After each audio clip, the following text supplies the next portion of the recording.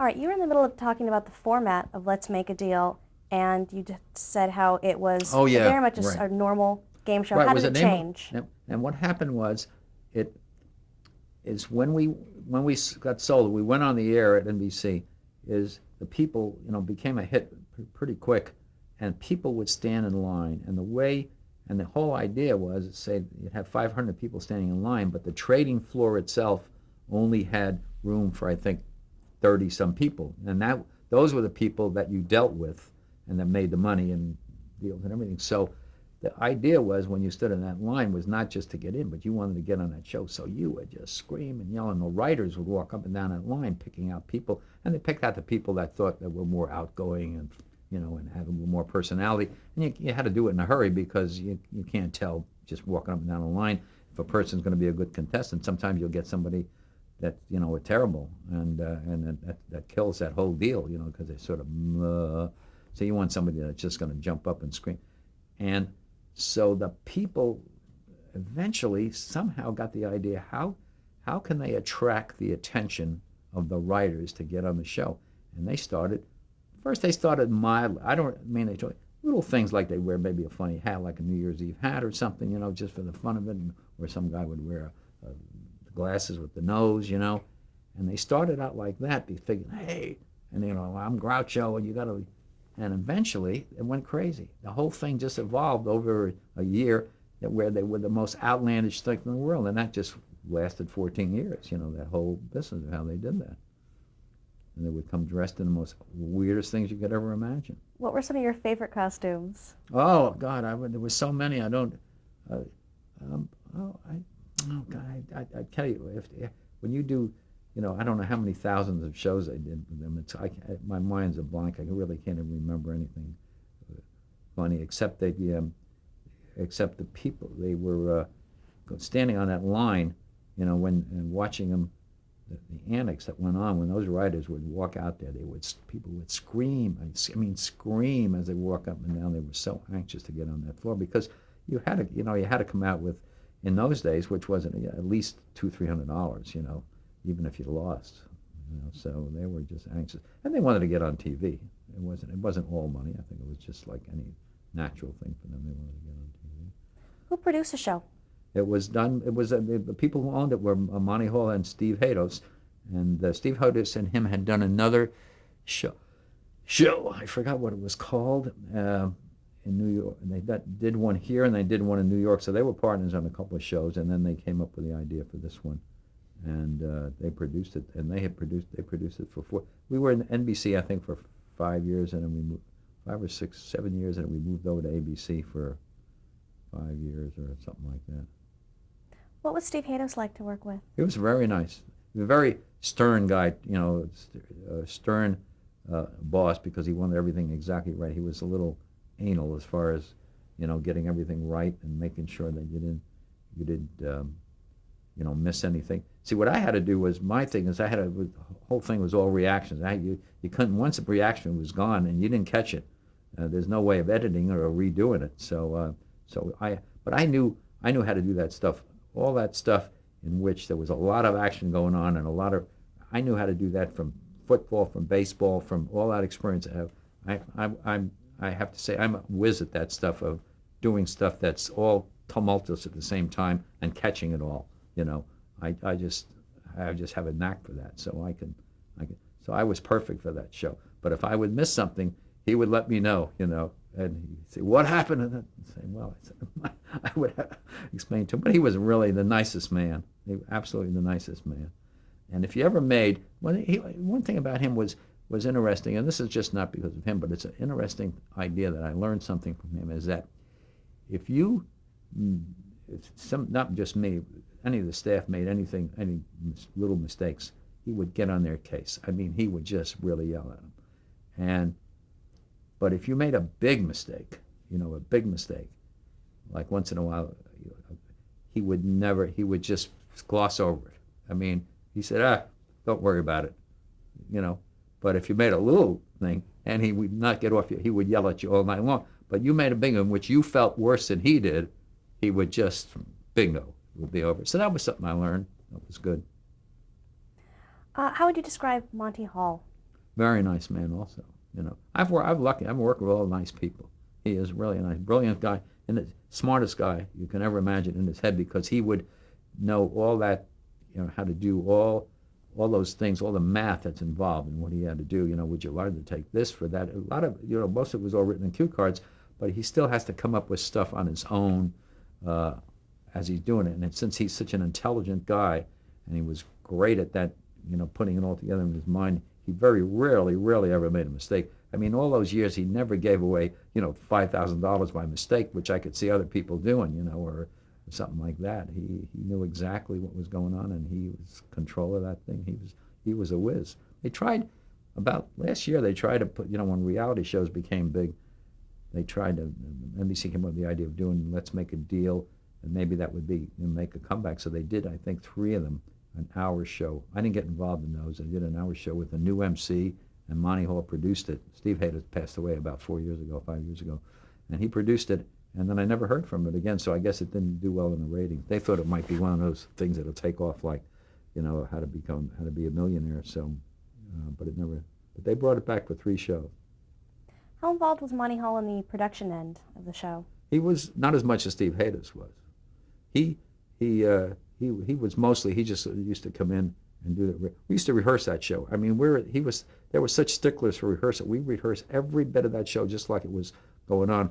With stand-ins, in other words, we would get up and say, okay, Mr. and Mrs. Jones, and then 2 of the writers would stand up and be the people, and then we would say, okay, what's behind curtain number 1, and we'd open it up, show the prize, do it, and we did it all, not just checking it out. We did it as we play the game, and we rehearsed it every time. It was, and eventually, he used to rehearse it. The first few years, he did it. He rehearsed, but he was so smart, and he knew how to do it so well, that then he decided he was not going to come and rehearse it anymore because he could do it. And so we had Steve Hayter himself would do Monty's part. And then Monty had an assistant called Hank Koval who would brief Monty when he came in about the deals. And the deals, all were variations of stuff we'd done before. So it was okay for him not to do the rehearsals, but we would rehearse everything, and make sure it was all done, because we never wanted to edit that show. We always wanted to do it straight through.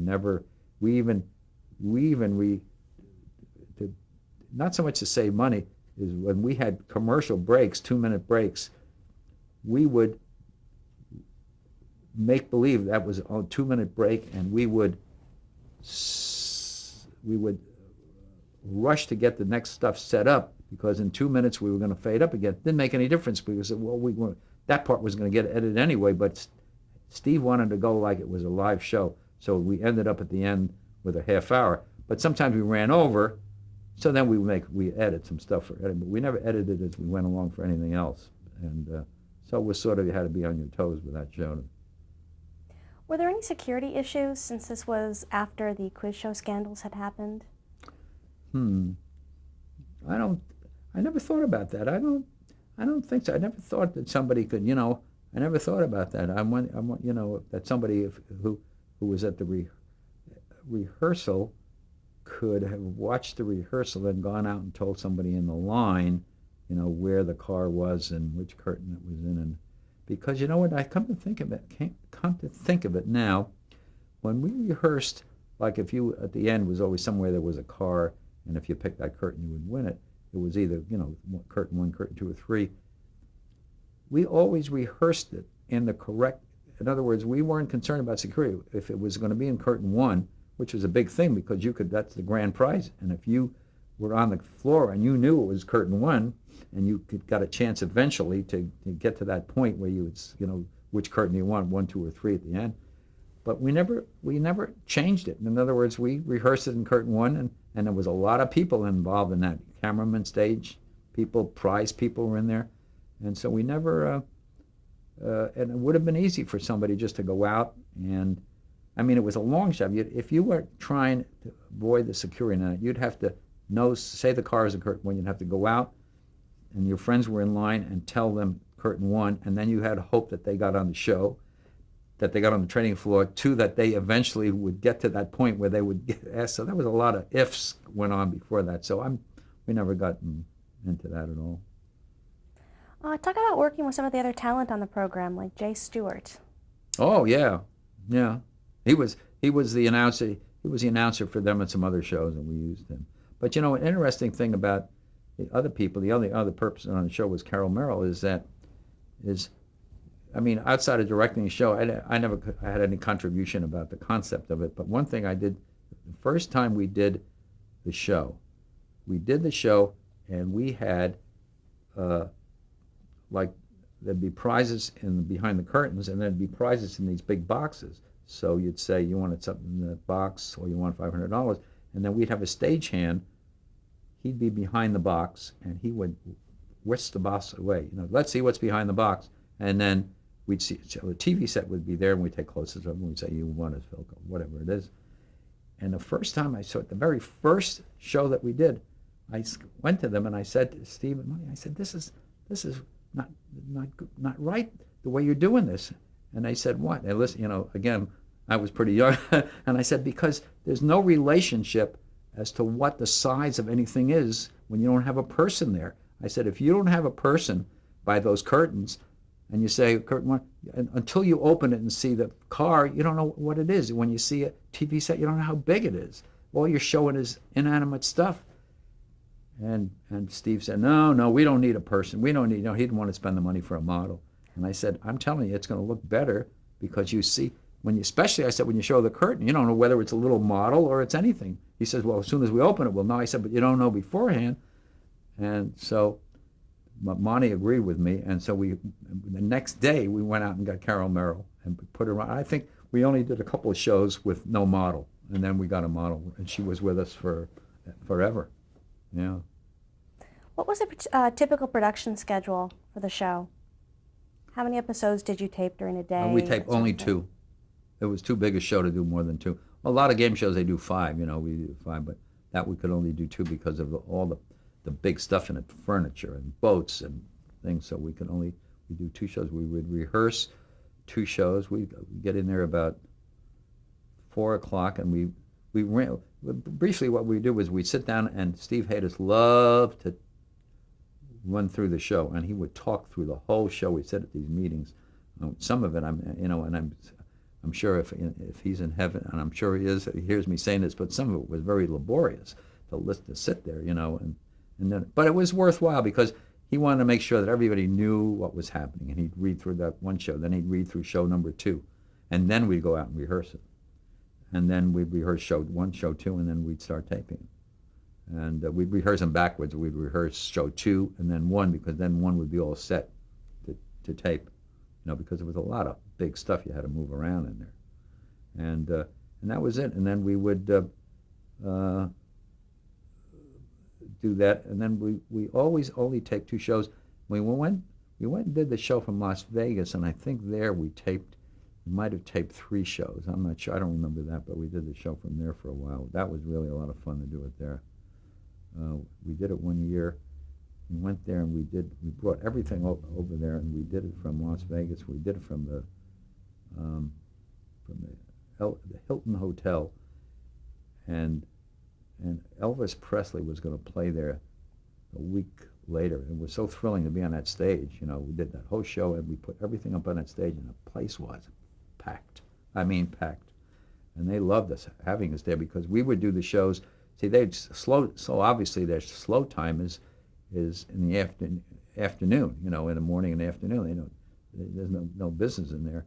So what they would do is we would do the show they would supply everything for us, and we would do the show from the ballroom. I mean, the main room where the headliners play. Anne Margaret was there, and then when those people left, the show was free, obviously. They had to walk, like, as you know, in Las Vegas, they had to walk through the entire casino to get out of there. And I'm telling you, that place was half walked out, but half stayed to play. So they were thrilled for us to be there.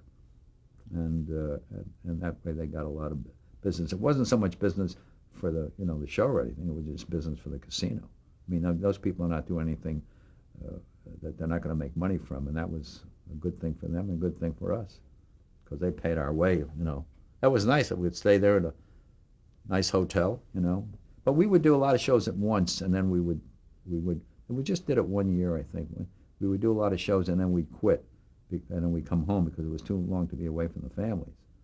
And then we'd go back maybe a few weeks later and do a whole bunch at once. Now, back in the studios in LA, how many cameras did you use on the show? 4. And where were you located during the tapings? In the control room. All the rehearsal, everything was in the control room. Yeah. At ABC, all those controls were in the old days. They had all the controls were on the second floor. They didn't have them on the floor. They had some idea that the director should be able to look out the window and see his overall. You know, but that's nonsense because you don't need to see anything. You know, you just have to go in. You know, I do shows in the last 30 years. I never even, not even windows in them. It's just rooms. You just see it on the screen. Why did the initial show end in 1976? Oh, I guess the ratings were down, and that's it's the only reason those shows end. I don't remember the details, but I think the ratings got lower. I think that's when we went to Las Vegas to give it another shot in the army. You know, do something different. Is that when it ended? 76. Oh. 76. I thought it went later. But then we brought it back. They brought back a couple of versions of that. We did it once, and we brought it back on NBC one time for a while there. That was in the mid-'80s? Yeah. And you were involved in that one? Yeah, I directed that, yeah. That's the one we did from NBC. We did it, but when that show was doing well in the ratings in the 70s, we were so busy doing that show because we would do 5 regular shows, and then we would do 3 syndicated shows for like Monday, Wednesday, and Friday that went on the air, I think, from 7:30 to 8 o'clock. So we were just turning out those shows, you know, because it was so popular. So the shows that ran in prime time didn't go into the syndication? No, they were separate They were shows. different episodes? They were big, yeah, because they were big money shows, much more money than the daytime ones. The daytime ones were, you know, a certain level of prizes, and then the nighttime ones went up 5 times that. In other words, if you'd win $3,000, $4,000 to top prize in the daytime, and then the nighttime it would be, you know, 10,000, which doesn't sound like much with all these shows now, but those days in the 70s that was big money. Yeah. Why do you think the show was so popular? I don't know. The joke is the first thing that always comes to mind is greed, you know. But I think it was just it was, you know what it was? It was gambling. I mean, it was just give people a chance to sort of gamble with these people. You know, they say you want to, you know, there's a car. Is it behind door 1 or 2 or 3? And it was simple gambling. It wasn't complicated. You didn't have to go anywhere. You sit in your living room and you guess, you know, along with them. So it was a way of people. And then, you know, say there'll be a little thing in front of your thing, and you try to guess the prices of these items, you know, and so people could play along with it. Plus the gambling, plus all the big prizes. I mean, it was a sure. That was one of the best game shows I think that was. The best game show I think that ever. My friends of mine who were all in the game show business since I used to do game shows, they all agree that the best game show that was out, they thought was, let's make a deal, but not as good as Family Feud. Family Feud had everything. And that game still is popular, and it still is one of the best game shows there is. That's just the opinion of a lot of people I talk to. And there's been a million game shows. But of course, the one that's on the air, it's been on the air 40 years, is Price is Right. So that's a good one, too. Well, let's go back to the mid-'60s. Aside from Let's Make a Deal, you were hired to direct the pilot for the NBC soap opera Days of Our Lives. Right. How did that job come about for you? Yeah, I'm trying to think, did I do that? I'm trying to think of whether I did that one or General Hospital first. I think I did General Hospital first. What year did they say they do that? Days of Our Lives was 65. Yeah, I did General Hospital 63. Yeah, so I had, well, going back in time, I had done General Hospital first. In other words, I had done soap opera. I did soap operas at CBS, Clear Horizon, and some other soap operas. And And when you were out here in those days, there weren't a lot of people that knew how to do that stuff because all those soap operas, there was like 14 of them, were all done in New York. And the people out here, they didn't have a lot of directors that were experienced. I mean, it's one of those things you have to know how to do, and because it's so much material to get in and try to do it in one day. And so I had a lot of experience doing that, and I know how to do that stuff, and I also know how to do it, and how to do it well, but I know how to do it fast, which is a big thing, for the financially.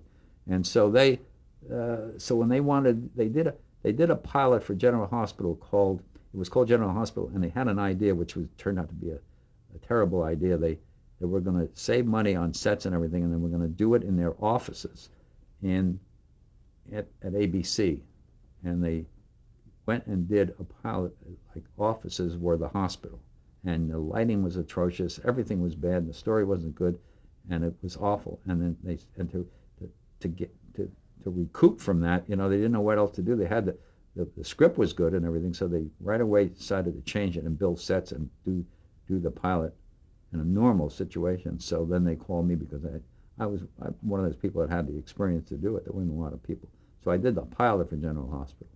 And that was a complicated thing to do. Not complicated so much, and it was the show was complicated, but they had never done a show like that over there. ABC wasn't familiar with that, and we had trouble with sound. We had trouble with, we had to put radio mics on people, lavaliers on the actors and stuff. It was really hard to do. And then after all that, after I stayed there, all they do in that pilot, then they said the networks always do this, and they say, oh, we have to have this. This has to be in New York by 9 o'clock tomorrow morning. And I'm saying, wait a minute, we just spent 12 hours here, 13 hours here shooting this. We've got to edit it. And I said, right, they're going to send it over in a separate plane or something, and it's got to be there by tomorrow. So we spent all night long editing that thing with the razor blade. I tell you about razor blade, and we got it done, and we sent it, and they loved it, and they put it on the air. But I never did it because I was busy doing other stuff. So I told you that on the phone, I think. I never got to do any of those shows. So they 30 years went by since I did that pilot, and then 30 years later, which I'll tell you later on, I eventually got back on that show. But after I did that pilot and I was busy doing other things, then the Days of Our Lives people, they knew that I had experience doing soap operas, so they were doing this big pilot. Jackie Cooper was head of Screen Gems in Columbia at that time, and so they wanted somebody who knew the Cordays, who still run that show.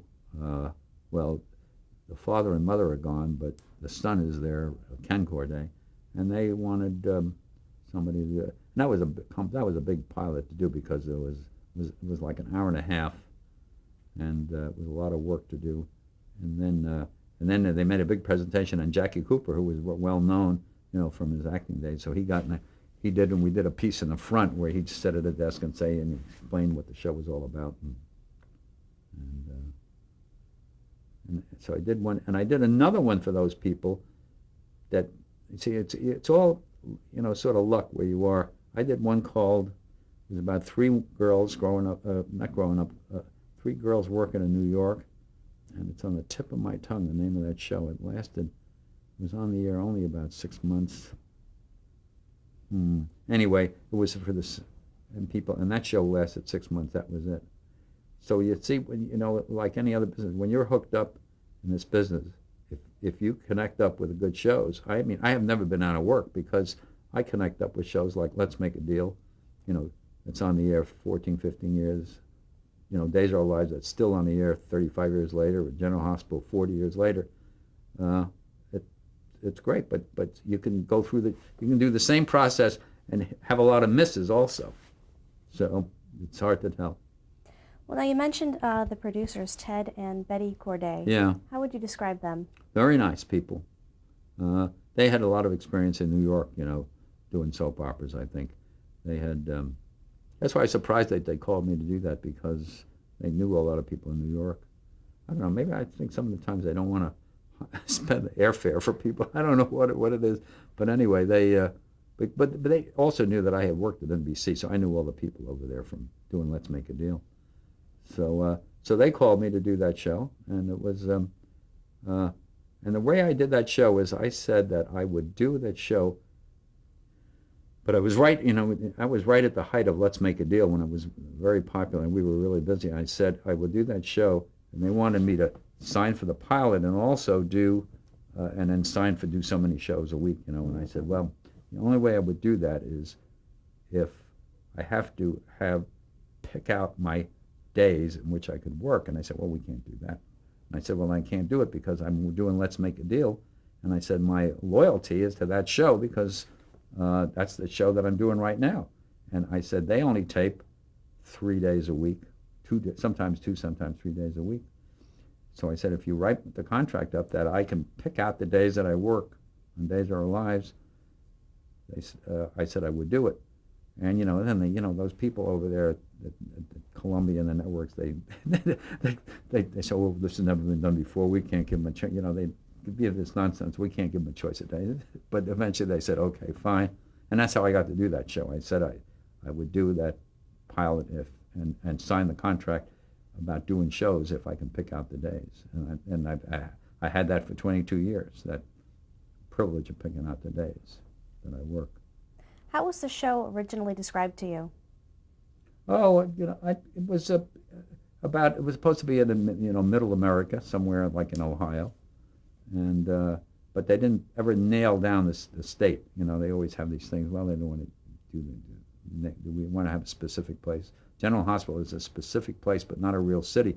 But they are on Lake Erie in New York State.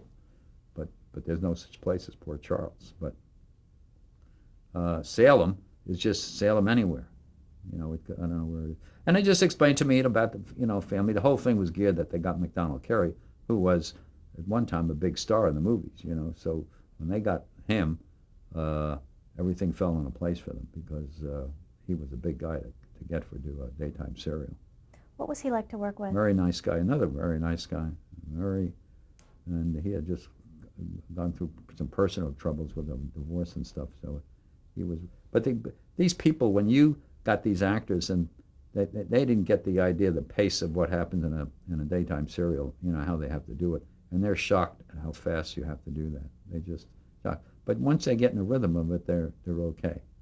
But if they come from the movies, especially him, came from doing big time movies with directors, where they would do with movies where they would do 2 pages a day, and then we end up there doing 75. So, but he got used to it, and very nice guy to work with. Very, very nice. How closely did you work with the producers as a director on the show? Well, is the way these daytime serials work. The producers, there's the executive producers who were the showrunners, and then they have what they call the producers that are in the booth, and those are the people I dealt with. They were in the booth, and they sort of supervise what you're doing, and so you direct it what you want to do, and then if they have some suggestions, they give some notes for the actors and notes from me, and so it's a very collaborative thing. You have to you have to work closely with the producer and the director, and each one has to respect what the other guy's doing, and I've always worked with pretty nice producers, except I had one in New York, but anyway, that's not important. But and that's how it all works. And you have to do that. You can't go in there and be at odds every day with anybody. It's just not that kind of a. Well, let's stop right there and change shapes. Okay.